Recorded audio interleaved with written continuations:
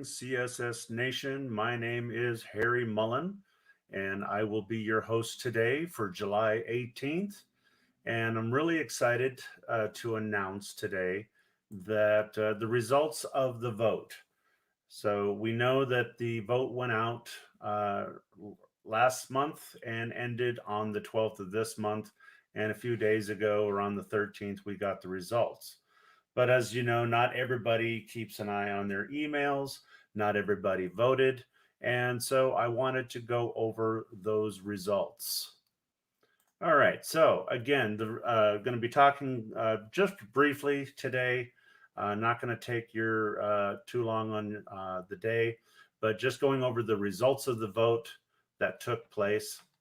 And really excited because to announce that, well, really happy to know that a lot of people did vote. All right, so as you all know, the membership was asked to vote on the name change from ISHM, the International Healthcare Central Service Materials Management, to change the name to the Healthcare Sterile Processing Association, or HSPA. And again, that result, the voting took place between June 22nd and July 12th. Now, the interesting thing about it was that the tagline was also voted in at the same time, and that is going to be professionals instrumental to patient safety. As we all know, every single one of you out there in the sterile processing world is absolutely instrumental to patient safety.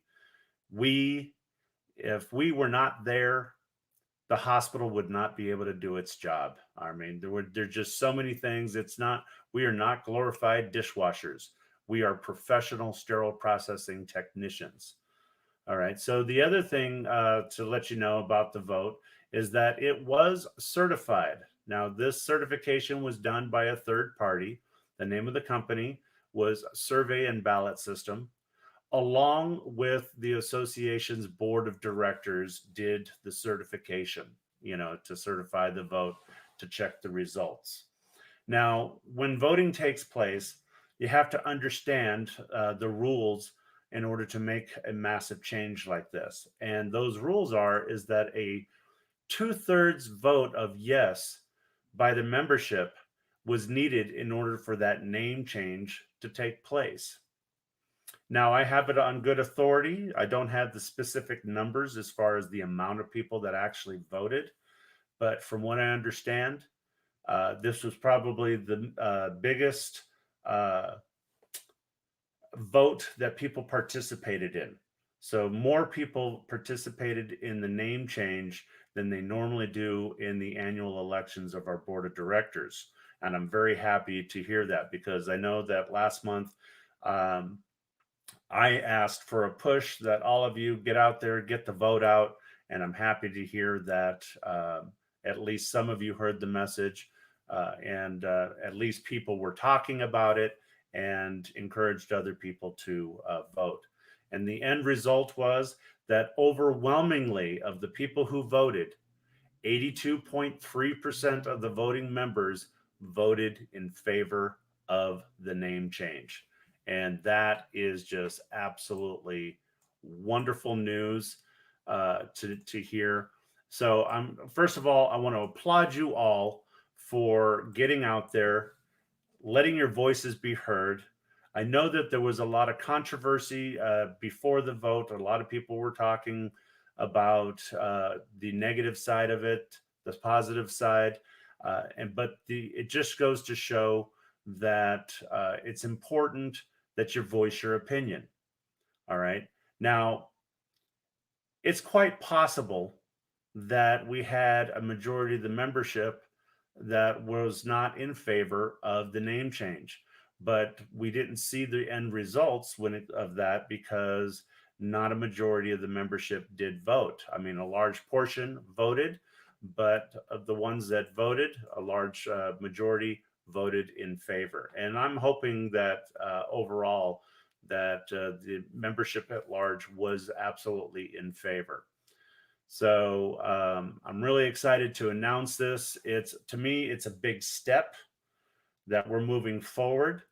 because going over my reasoning why I voted for the name change is that, frankly, the name was outdated. International Association Healthcare Central Service Materials Management.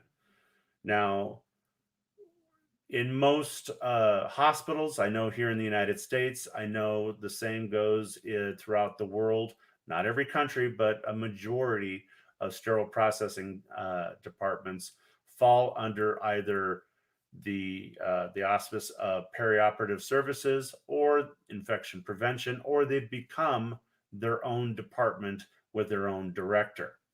And but bottom line is we're no longer really associated with materials management. So that was really outdated, the fact that we had that. Some people were concerned the fact that we were giving up the name international. Well, as we all know, the name healthcare is international. It doesn't matter if you're in Europe, doesn't matter if you're in Africa, in Asia, uh, here in the United States, South America. The fact of the matter is, healthcare is an international used word. I mean, it is international in itself. And I like the initials HSPA. It's a lot better. At least we can come up with some type of acronym eventually. But ISHM, IAHCSMM. I'm sorry, folks, but as many times as you spell it, it does not pronounce ISHM. So to me, that was always, a confusing point. So I like to keep things simple. But anyways, I want to go again, applaud you all for getting out there and getting the vote. I wanted to, so thank you for those of you who had heard the message. Most of all, thank you to all of you that got the message out. The thank you for those that actually voted. I mean, 82.3% overwhelmingly. That is just so exciting. And I'm going to give you back the rest of your day. I just wanted to say hello, say thank you, and we've done it. That the name is officially changed, and that name change will take effect January 1st, 2022. That's so don't worry, they're not going to change anything this year. It'll start at the beginning of the new year. And so that's to me, that is really exciting. And again, thank you all for watching this show. I see that there are a couple of you that are actually watching live. And again, thank you. Officially, the new name is going to be HSPA for Healthcare Sterile Processing Association. We are going to be moving away from the ISHM acronym and the old name. And that's all I have for you today. And I just wanted to give a quick announcement. Next week, my co-host and I, so Pernell Husband and myself, will be going into our third rendition of going over the AAMI standards in dealing with the decontamination section. So I invite you all to tune in next week on Sunday when we release that show and learn a little bit more about the AAMI standards. We will be bringing back a sterile processing manager in our manager's corner, as well as we're looking forward to eventually being able to interview regular staff line, people on the line doing the job, because, it's not about management. Management can't do the job. Management just directs. It's the staff. It's all of you, again, that you are instrumental to patient safety. And exciting times ahead. Can't wait to hear what the board of directors has to follow, what other changes. And by the way, just talk about changes, because I hear a lot of talk out there in regards to how ISHM was not inclusive in allowing people to be part of the board of directors and such. And I want to let you know, I'm not sure if you all were all aware that previously the requirement in order to become a member of the board of directors, you needed to be on the board of directors of your local chapter. So you had to be on like I was past president of CCSA here in California. And by virtue of that, that would have made me eligible to run for a position on the board of directors of ISHM. But a couple of years ago, we actually had the membership voted in, and wasn't a huge amount of people voting, but it did change. And the fact of the matter is that you have to be certified and you have to be a member of ISHM. You no longer have to be on a board of directors in your local state or in your chapter. As we all know, not all the states have a local chapter. So that would have eliminated a lot of people from eligibility. So, and the truth of the matter is, I don't even believe that there is a requirement that you be certified for a certain amount of time or that you be a member for a certain amount of time. The truth of the matter is I suggest that if you've got at least 2 years solid experience in sterile processing and you have the passion, I don't care if you're old like me or if you're young, if you're in your 20s, if you want to be a part of the movement, if you want to be involved, then my suggestion is that you get nominated, and you can do that yourself. You don't have to wait for somebody to nominate you. So nominate yourself for a position on the board. An application will be sent out to you. You'll fill it out. You'll give your ideas, your vision of why it is you want to be a part of the movement, a part of the board of directors.